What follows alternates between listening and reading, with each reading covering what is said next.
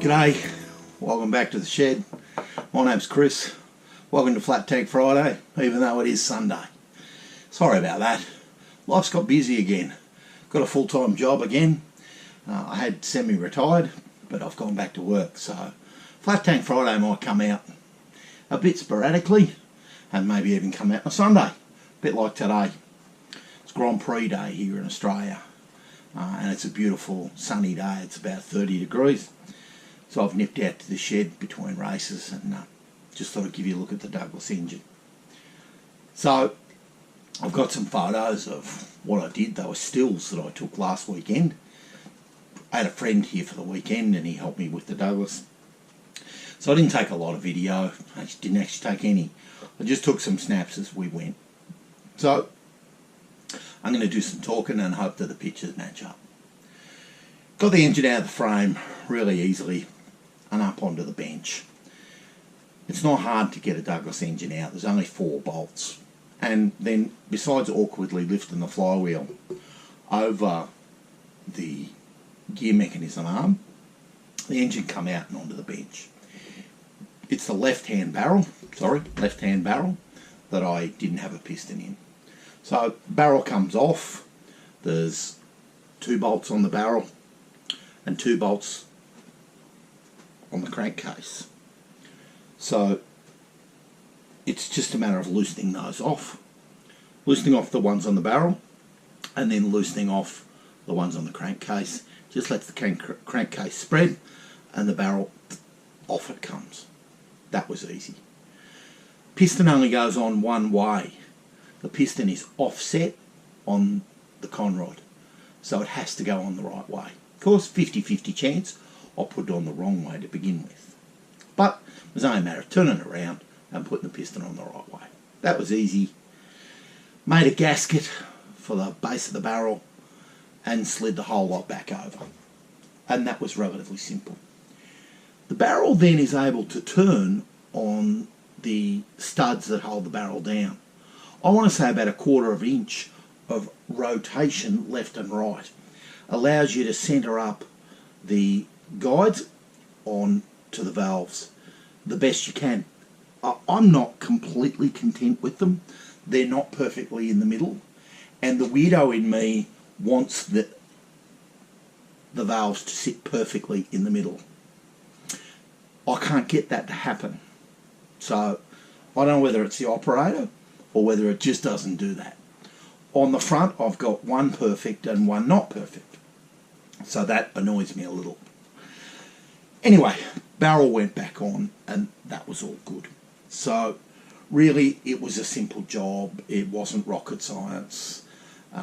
Was an afternoon with a mate in the shed, doing a fair bit of laughing and a fair bit of talking, and Bruce is always a good guy to have in the shed, and we have a bit of a laugh. After that, we started into the internals of the engine and just making sure that things were buttoned up and tightened up. So I'm going to take this cover off and show you what we installed inside. So I've taken the cover off. This cover's in pretty good nick, so that was good. And we're looking inside of the Douglas engine. And to the best of my knowledge, everything's installed. And everything is in fair to good condition, let's say that. So I made a gasket. I'm just going to peel that off because I'm making the assumption that these things leak like sieves. So timing gear onto the back of the magneto. Some sort of pinion gear off the crankshaft, and then 2 other gears. And I don't know what they're called, but you know, it doesn't really matter to me. There's timing marks, timing mark, and timing mark. Lined them all up. Slid this one in over the keyway and tightened it down. That was easy. Everything else in the engine was tight. Slid this on. The engine still needs time, so that'll be interesting. Down the very bottom here, and I'll just grab a scriber, is the decompression mechanism to operate the exhaust valves to shut it down. Now, inside here is a threaded piece. That's what the cable's fed through from that side, and so I built a threaded rod to go in there to encapsulate the cable so that the cable comes out the side and can be hooked to a decompression lever. So that was a really good outcome, really simple fix. Bored a hole up the centre, screwed it in, and then screwed the whole thing back together. Very, very simple. Pretty simple inside, a few complicated arms and actuating pieces, but other than that, it all looks pretty simple. So it was a good outcome, and the engine appears to have gone back together relatively well. I don't appear to have any looseness or any parts that don't turn freely. I'll give the engine a spin while I hold on to the flywheel. No, I won't. Yep, so it just turns over. I'm just turning the flywheel and everything turns really easy, and you can see that timing marker's moved and the timing mark moved and everything's moved. So it operates the valves, all the clearances need set, but I'm going to drop all this off at my engine builder's to get him to cast his eye over it, make sure that everything is the way it should be, because Douglases are not my field of speciality. And in fact, you know, building engines, whilst I can hack away at it, it isn't my field of speciality. I don't really have one.